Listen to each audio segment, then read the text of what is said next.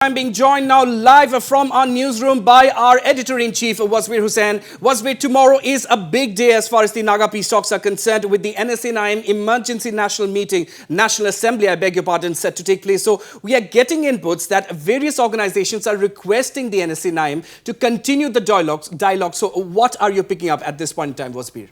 Well, Raunak, at this point in time, even as we are speaking, a delegation of the Naga Students Federation, an influential civil society organization in the state, is meeting the NSCN-IM top brass at Camp Hebron. They are meeting the NSCN-IM General Secretary, Mr. Twingalang Muiva, and other top leaders of the NSCN-IM. Accompanying the NSCN delegation at this point in time is Mr. Chuba Ujukum in his capacity as former president of the Naga Students Federation. And of course, Mr. Chuba Ujukum at this moment is also an advisor of the Naga Hoho. Now, these meetings have assumed significance because after the Delhi meetings where the stakeholders, including the NSCN-IM, had met the interlocutor A.K. Mishra and other government leaders, apart from leaders of the state government, the NSCN-IM returned to Camp Hebron near Dimapur, Nagaland's commercial hub, and they had adopted a decision, they had taken a decision not to engage in any further discussions with the government of India. This was after their issue of flag and constitution were not accepted by the central government. That was what the impression given to that the NSCN-IM leadership got. They returned and they took a decision not to engage in any further discussions with the government of India. It was in this backdrop that the core committee headed by Chief Minister Nafi Rio and other top leaders had met the NSCN-IM at the Chamukidima police complex on Saturday. The NSCN-IM on that occasion was led by Mr. V.S. Atem. And therefore, now that the NSCN-IM has called or summoned its very, very rare emergency meeting of its National Assembly that is going to be held tomorrow,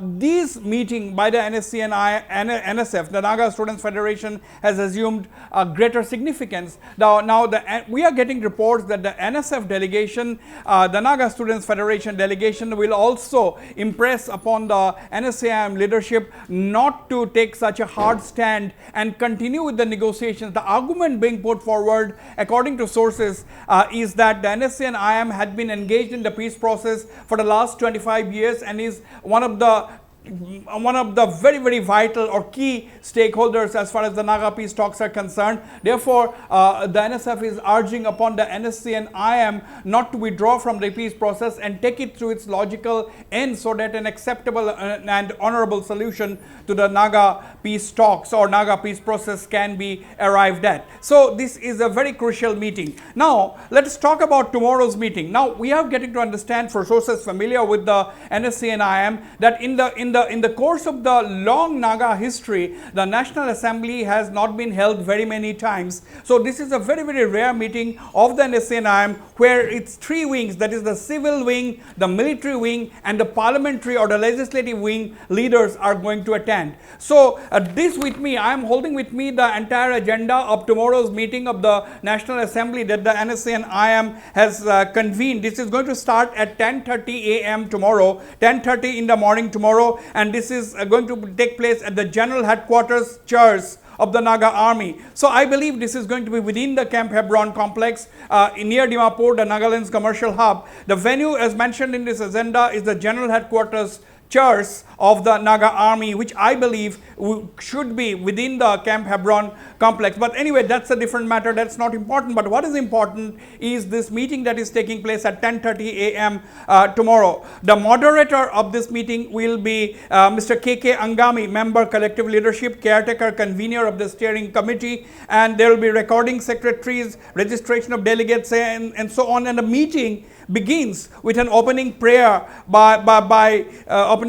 and of course there will be a speech by the NSCN-IM chairman, opening remarks and opening address, Mr. Q. Tuku, and after that there will be a report on the Naga political talks with the government of India. That is of course going to be delivered. The report is going to be put forward to the National Assembly by NSCN-IM General Secretary Mr. Twingalang Muiva, and there will be discussions. After that there is discussions on the Naga political talks, reaffirmation of the Naga national principle by chairman of the NSCN-IM NSCN-IM, that is Q2Co, and reaffirmation of Nagalim for Christ, as they have mentioned in this agenda, and that is also going to be by the chairman. So declaration of Naga National Prayer Day, again by the NSCN-IM chairman, confession and vow, mass prayer and benediction. So this is the entire agenda that Northeast Live has accessed.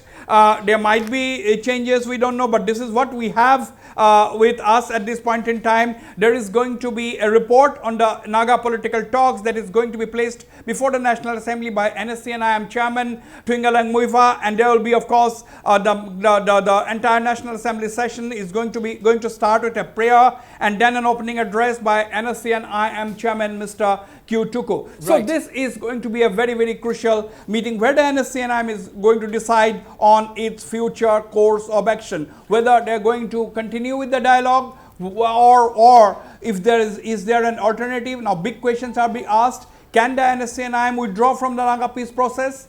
So these are some of the big questions that on which we are going to get the answers tomorrow.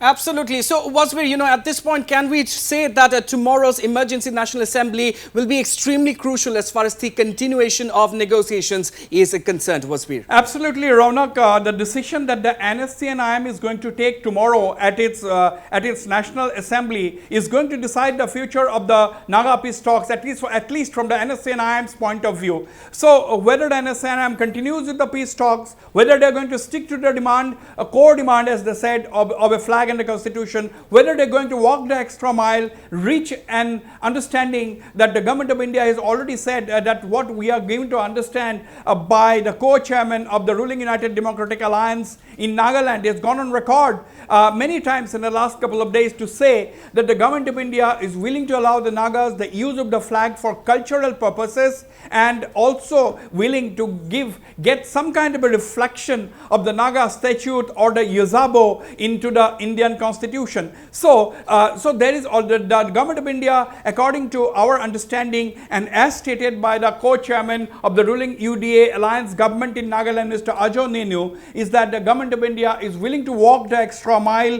in order to resolve the protracted Naga political issue, willing to allow the Nagas the use of the flag but for cultural purposes, and also allow a reflection, also get a reflection of the Naga constitution or the Yozabo into the Indian constitution. Now the big question is whether the NSCN-IM is going to accept this offer, if I may use the word offer at this point in time, because the government of India or the interlocutor has not commented on this, but although the government of India and the interlocutor A.K. Mishra has not commented on this, a responsible leader like Mr. Azo Neno, who is the co-chairman of the ruling UDA alliance in Nagaland, has said that this is the offer by the government of India. All eyes on tomorrow's meeting. What kind of a decision is the NSCN-IM going to take? Is the NSCN-IM willing to continue with the talks? Will they or can they actually withdraw from the talks after 25 years in total disregard of Naga public opinion, which is in favor of peace? But yes, the NSCN-IM has its point of view. It's a very old organization, but there are everybody is hoping, the government of Nagaland is hoping, the core committee is hoping that good sense will prevail. NSCN-IM being one of the key stakeholders will not withdraw from the peace process and take the lead in the negotiations so that an acceptable and honorable solution to the 7 decades or more Naga political problem is finally arrived at.